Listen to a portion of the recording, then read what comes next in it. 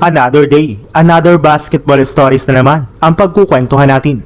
At ngayon nga ay pag-uusapan natin ang balitang desidido nga po ang San Antonio Spurs na makapasok sa West Finals at ang balitang may bad news nga na po ang NBA sa OKC Thunder. Simula nga po nang matalo ang San Antonio Spurs sa kanilang Game 1 laban sa Minnesota Timberwolves ay mukhang nag-iba na nga po bigla ang kanilang team matapos nilang maipanalo ang Game 2 at Game 3 ng kanilang serye. Kumpara nga po sa kanilang unang game ay mas maganda na nga po dito ang ipinapakitang opensa ng Spurs, lalo na ang kanilang superstar na si Victor Wembanyama na nakapagtala pa lang sa Game 3 ng 39 points at 15 rebounds sa kanyang 13 out of 18 shooting sa field goal at 3 out of 5 shooting naman sa 3-point line. Bukod rin nga po dyan, nananatili rin naman nga pong consistent ang Spurs pagdating sa kanilang depensa sa pag-alaw lang nila sa Wolves na makapagtala ng 38 points sa ilalim ng painted area.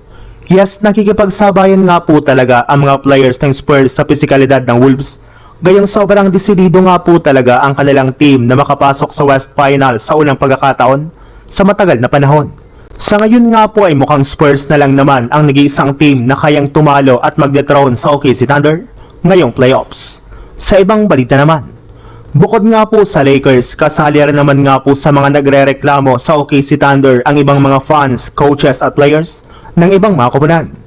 Kung inyo nga pong matatandaan, karamihan nga po sa mga teams na nakalaban nito sa playoffs ay nagreklamo rin naman patungkol sa pagiging sobrang bias ng mga referee sa OKC Thunder at sa mga ginagawa nitong flop sa kanilang mga laro. Sa madaling salita,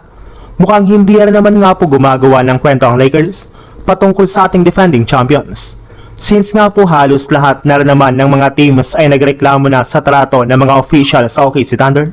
ay inaasahan na nga po na mas lalong maghihigpit ang mga referee pagdating sa pagtawag ng foul sa kanilang Game 3, kaya maaari nga po na hindi na umobra pa ang mga ginagawang flop at acting ni SGA sa kanilang mga laro.